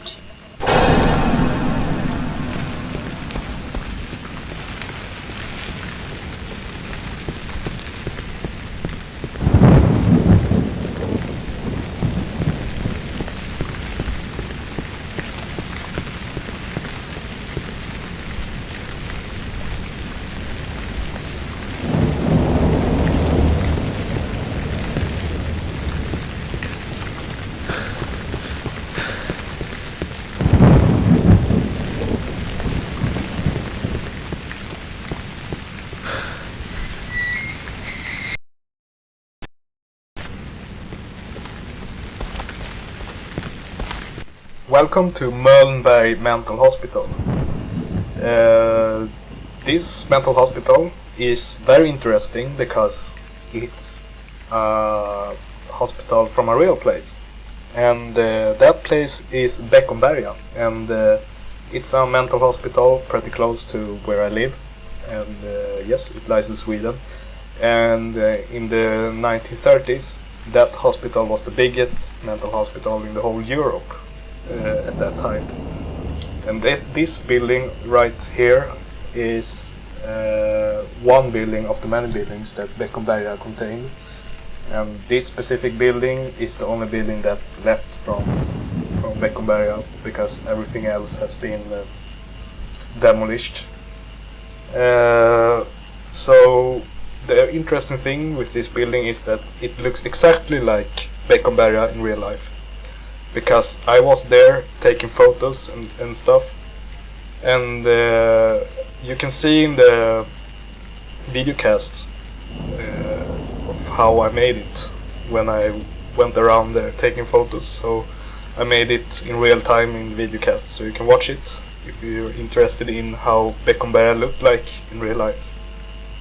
And yeah, have a nice tour in this hospital.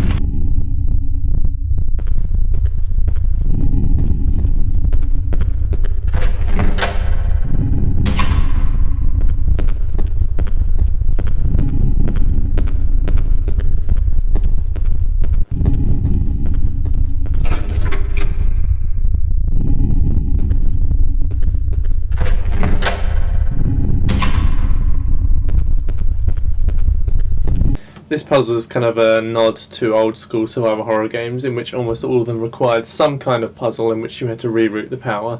In this case, it's simply moving all the poles, or whatever the hell they are, to the bottom position. Players can know that they're connecting the power by there being a spark effect every time that you move it to the correct position.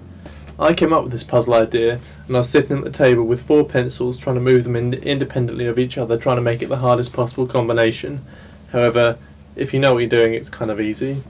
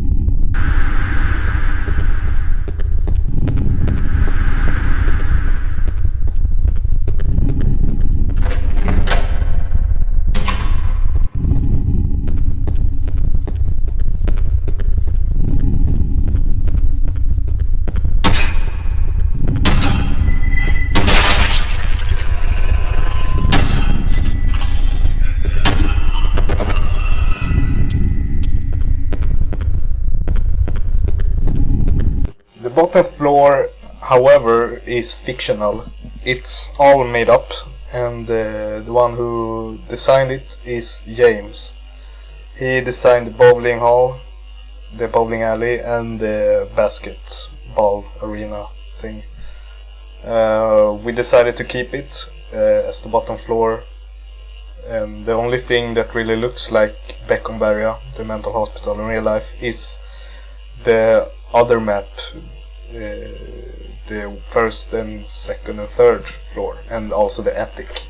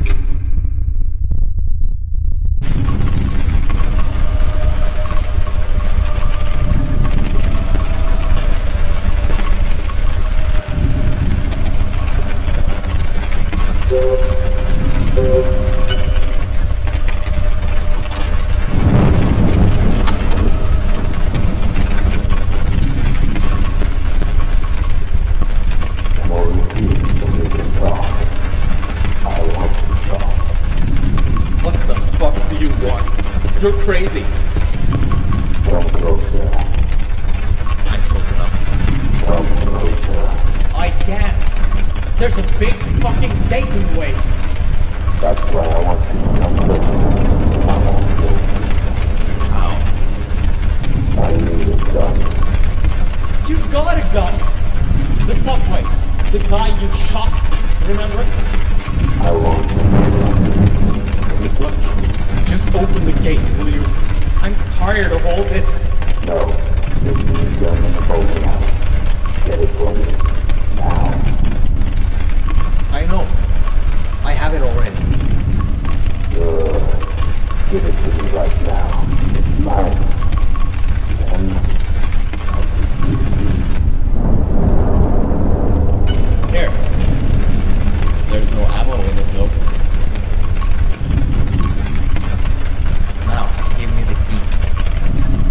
Thank you, Simon. Glad you can trust me. Now in your time.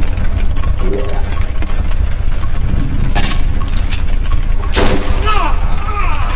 You crazy bastard! I'll kill you!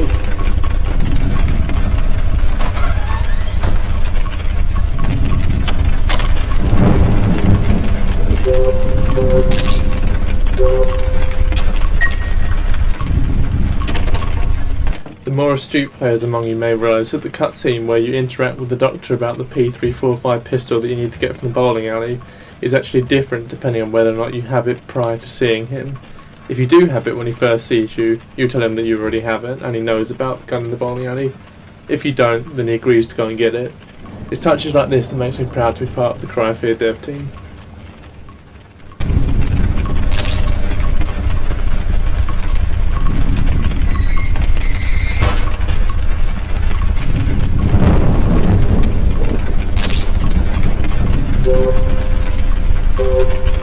This puzzle is damn nice if I do say so myself. It's in multiple parts. The first part requires getting the two halves in the numeral place, putting them together to get one of three randomised telephone codes. You then phone the number on the telephone and that triggers a cutscene where the sick version of Simon in the opposite window holds up a board with a code on it. You then use the telescope to read what's on the board and use it to activate the keypad at the top of the asylum. The thing about this is that not only is the number on the board randomly generated, but it won't end the cutscene until the game knows you've actually looked at Simon himself with the telescope. This is done by using a simple trace line from where you're aiming with the telescope.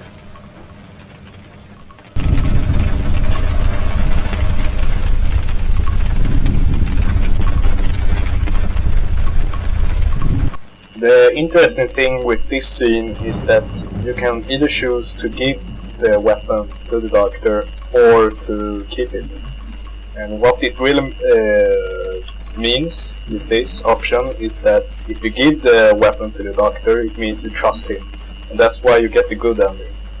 And if you keep the weapon, it means that you don't trust him, of course. And that's when you kill him in the end. That's, you know, correct.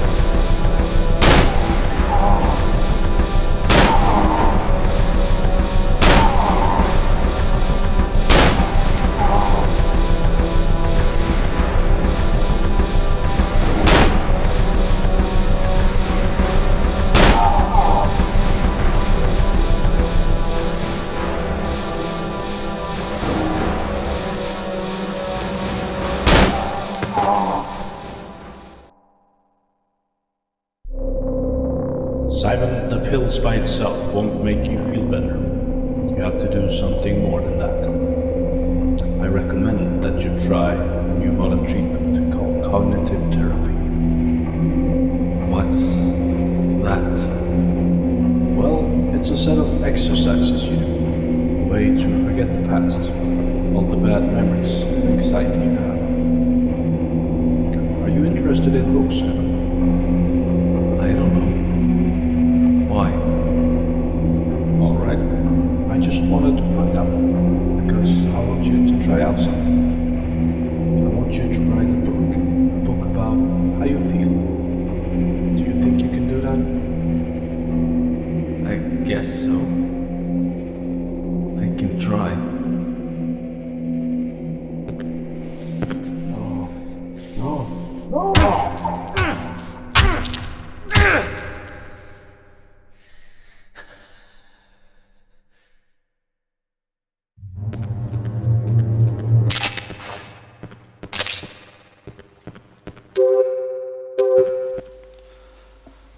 Andreas, or Rumpel as you may know him, gave me an assignment on a Friday before I was going out partying in one weekend.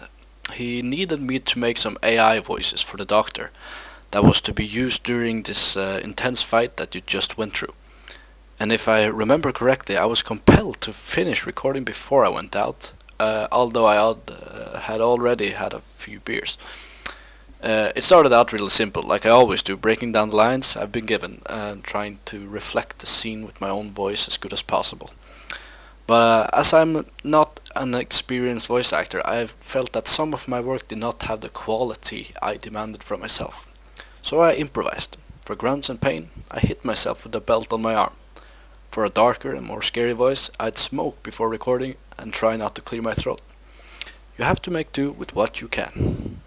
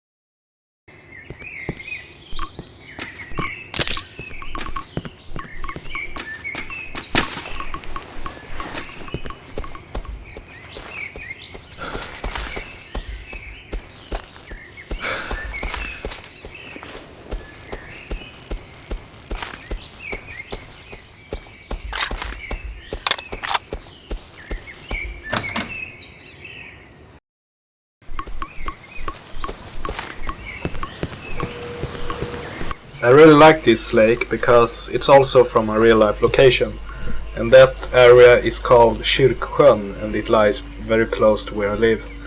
So I went there one day, actually with my dad, and I went around taking photos, and he must have thought I was pretty weird. However, an interesting thing with this bit is that the water is reflecting the sky very good, and it makes the water look damn nice. But it's actually faked. The water is invisible here. It's only the reflection and refraction that is visible. There is no ground, so what you see down there is the sky. So it's just in an invisible shader where you see the sky sphere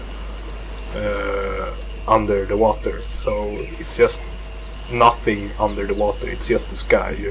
It's just fake. The reflection is just faked. So, but it looks very nice, and it was pretty tricky to come up with that idea.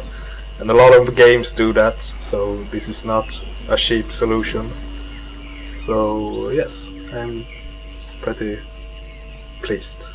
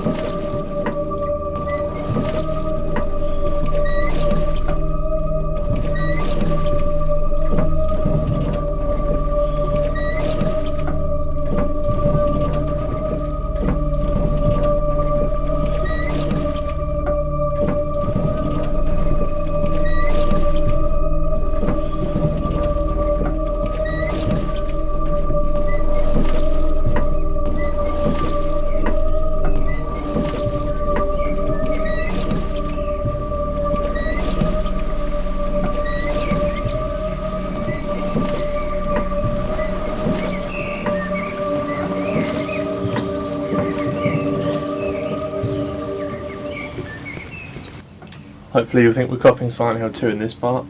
It really came about because I really wanted to break up the first person view. I mean, I just wanted to add some kind of new dynamic to the gameplay, and we felt that a boat ride across the lake in third person might be a really nice break, and it would kind of allow you to get your breath whilst you kind of take in all the surroundings. It's a really beautiful map, and there's all the kind of daylight and forest and all that kind of stuff, and I think it's a nice contrast to what you've previously been going through in the cities. I think it's a nice little break.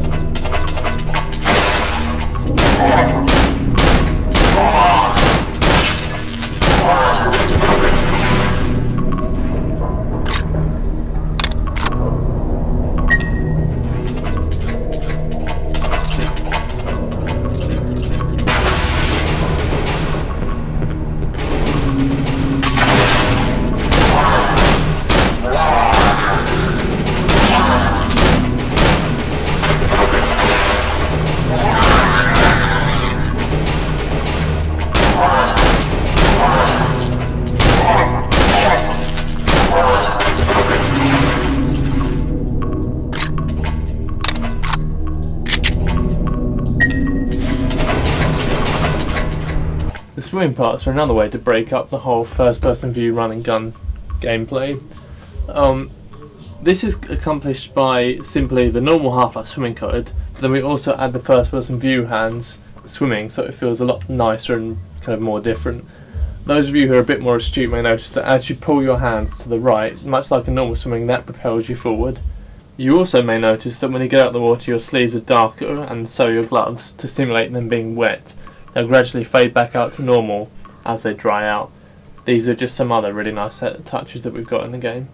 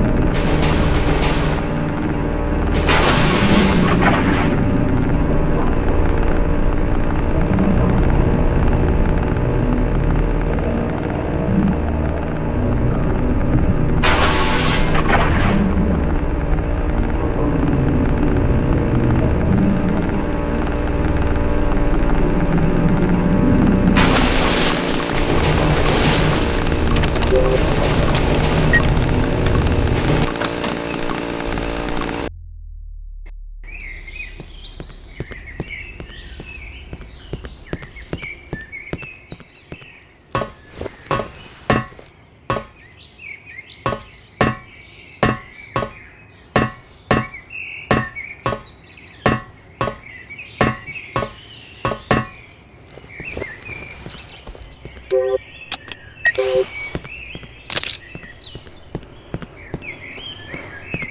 really love this section of the mod because it's the first map I've ever made that's in daylight and outside area, of course. And the other interesting thing with this map is that it is right outside my house, this place. It's not really exactly the same roads and stuff, but it has the same textures and the same design as it looks outside my house. So it feels like walking around outside my house in my town. And it's really nice. I love it.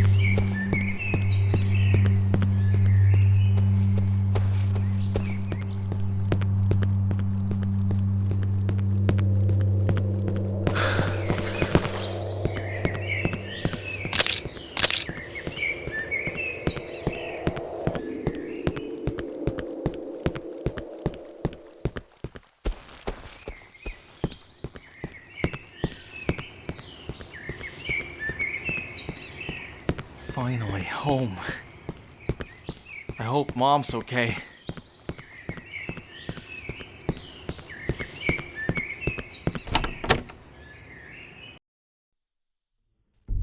Mom? Mom!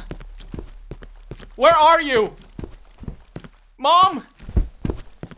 Mom!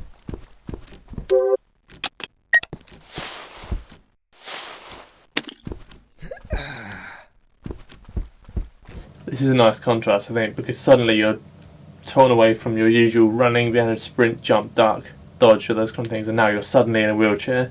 You can only move slowly, you can't strafe, you can't dodge, you can't do anything, and you've got one weapon. Hopefully, it's a nice contrast, although I'm sure many people won't like the fact that you're now so suddenly limited in vision, and this is a somewhat slower ending than the other versions.